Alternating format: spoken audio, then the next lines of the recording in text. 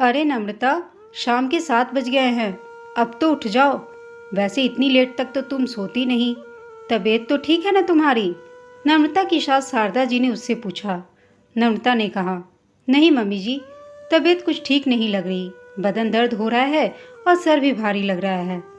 अरे कहीं बुखार तो नहीं? नम्रता के सिर पर हाथ रखकर सास शारदा जी ने तसल्ली की। नम्रता ने कहा, नहीं मम्मी जी, पर लगता है कि बुखार आने वाला है। सुन, ऐसा कर, मैं चाय बनाती हूँ, तू फटाफट से खाने की तैयारी कर दे, फिर जल्दी काम निपटाकर दवा लेकर सो जाना। इतना कहकर शारदा जी चाय बनाने के लिए चली गईं और नम्रता सोचने लगी कि क्या बनाऊं जो हल्का फुल्का भी हो और जल्दी भी बन जाए। बदन दर्द की वजह से काम करने का मन नहीं हो रहा है, लेकिन करना तो पड़ेगा ही। खैर, मम्मी जी के हाथ की चाय मिल जाएगी तो थोड़ा ठीक लगेगा। अभी नम्रता यह सोच ही रही थी कि शारदा जी ने आवाज़ लगाई, नम्रता, छोटे डब्बे में चाय पत्ती नहीं है, जरा बड़ा डब्बा ऊपर से उतार दे यहाँ आकर। तो मुझसे तो हाथ ऊपर होता ही नहीं है, हमेशा बाजुओं में दर्द रहता है, क्या करूँ। अगले ही पल नम्रता ने बिस्तर छोड़ा और किचन की तरफ रुख किया। किचन में घुसते ही बर्तनों का भंडार दिख गया। बिखरा हुआ किचन स्लैब बता रहा था कि बच्चों ने शाम को सैंडविच बनाकर खाए हैं। किचन की हालत देखकर उसे गुस्सा आने लगा। सबसे पहले चाय पत्ती का डब्बा उतारा और खुद ही चाय चढ़ाई, जो कि शारदा जी अधूरी छोड़कर फोन पर बात करने चली गई थी। फिर बिखरा हुआ किचन का सामान समेटने लगी। इतने में चाय बनके तैयार हो गई। चाय छानकर नम्रता शारदा जी के कमरे में लेकर गई और उनसे पूछा, मम्मी जी, करी खिचड़ी बना देती हूँ, हल्का भी है और जल्दी भी बन जाएगा। शारदा जी ने कहा, हाँ सही है, पर अरुण को करी खिचड़ी पसंद नहीं है, तो तू ऐसा कर कि उसके लिए मक्के की रोटी बना देना, वो भी खुशी से खा लेगा। नम्रता बोली, मम्मी जी, या तो ऐसा करती हूँ कि बाहर से ही कुछ मंगवा लेती हूँ। नहीं नहीं बेटा, बाहर का खाना मुझे हजम नहीं होगा, तू तो करी खिचड़ी ही बना दे। ठीक है मम्मी जी। चाय का कप लेकर नम्रता रसोई में गई और बर्तन मांजने लगी। कमर दुख रही थी, लेकिन सुबह तक यह बर्तन नहीं छोड़ सकती थी, इसलिए मांजना सही समझा और सोचने लगी कि मक्के की रोटी के साथ तो अरुण को चटनी भी चाहिए। तभी पता चला कि ऊपर की टंकियों में पानी खत्म हो चुका है। हाथ पोंछकर गार्ड भैया को फ़ोन किया और मोटर चालू करने को कहा। साथ ही एक तरफ कढ़ी बनानी रखी तो दूसरी तरफ खिचड़ी चढ़ा दी।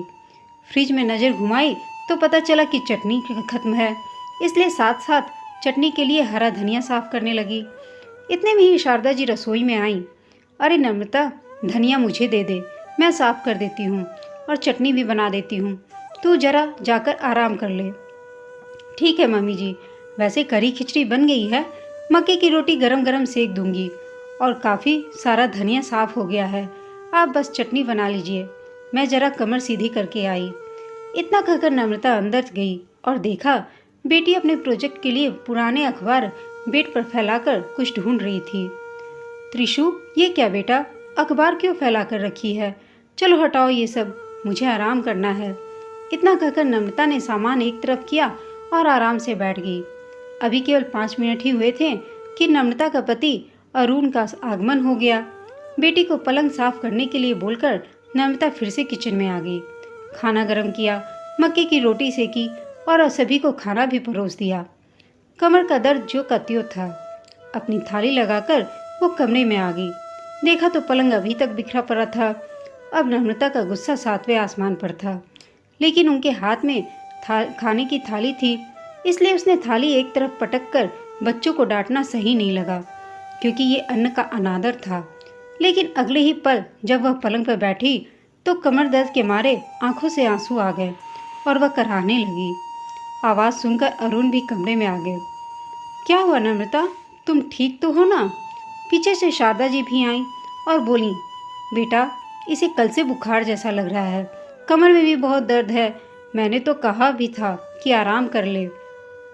अरुण बोला, नम्रता, ज़्यादा दिक्कत थी तो बताना चाहिए था ना, और जब माँ ने कहा था कि आराम कर लो तो आराम करती ना।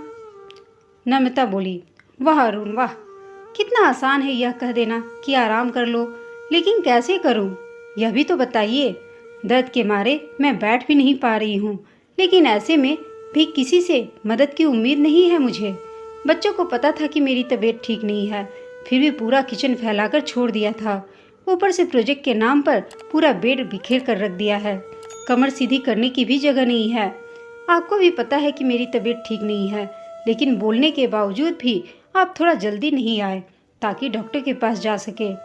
अरे इतना भी नहीं हुआ आपसे तो फिर किसी मेडिकल शॉप से कोई दवा ही ला देते, लेकिन नहीं। और मम्मी जी, बोलना नहीं चाहिए, लेकिन वैसे भी हम बाहर का खाना मंगवाते भी हैं और होटल में जाकर भी खाते हैं। लेकिन आज जब मेरी तबीयत ठीक नहीं है तब आपको करी खिचड़ी ही खानी थी, क्योंकि बाहर का खाना आपको हजम नहीं होता है। हाँ, लेकिन बार बार तू आराम कर ले, तू आराम कर ले, यह ज़रूर बोलती नहीं, और इसके लिए आपका बहुत बहुत धन्यवाद।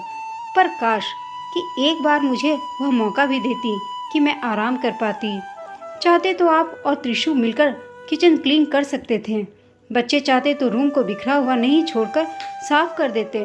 और पतिदेव, आप दवाई तो ला ही सकते थे ना, लेकिन नहीं, सबको खाली बोलना आता है, आराम कर लो, आराम कर लो। लेकिन आराम करूं तो कैसे करूं? खैर, गलती आप लोगों की भी नहीं है, गलती मेरी है, क्योंकि मैंने ही आप सबको अपनी आदत लगा दी है। कोई भी काम होता हो तो मैं खुद ही कर लेती हूँ, आप लोगों की कोई मदद नहीं लेती। मन में हर बार यही आता है कि मम्मी जी बड़ी हैं, बुजुर्ग हैं, उनसे कैसे काम करवाऊँ, और बच्चे, उन पर तो पढ़ाई का बोझ है, तो काम करने वाली तो केवल मैं ही हूँ। लेकिन पतिदेव, अगर मैं आपके लिए, इस परिवार के लिए इतना सोचती हूँ तो कोई मेरे बारे में भी तो सोचो ना। मैं भी तो थक गई हूँ, मुझे भी तो आराम की ज़रूरत है।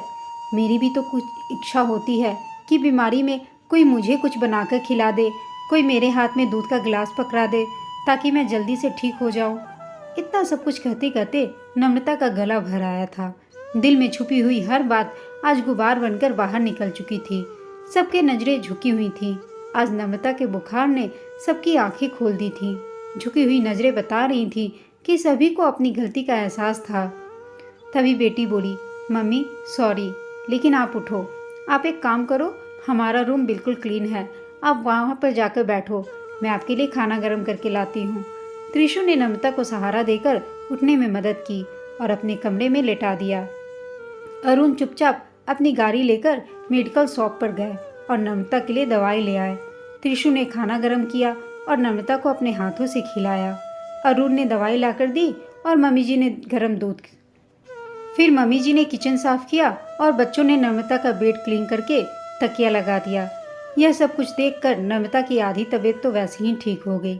अगली सुबह जब उठी तो हर कोई घर के काम में उसकी मदद कर रहा था, जिसे देखकर वह प्रफुल्लित हुई जा रही थी। दोस्तों, अक्सर ऐसा ही होता है, हम महिलाएं पूरे घर का ख्याल रखती हैं, लेकिन अगर हम बीमार पड़ जाएं तो हमारा ख्याल रखने वाला कोई नहीं होता।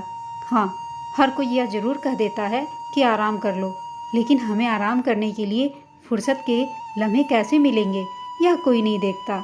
आपको यह कहानी कैसी लगी हमें कमेंट करके बताइएगा। साथ ही कहानी अच्छी लगी हो तो इसे लाइक शेयर ज़रूर कीजिएगा। अगर चैनल पर नए हैं तो प्लीज़ चैनल को सब्सक्राइब करना ना भूलें। कहानी सुनने के लिए आप सबका धन्यवाद।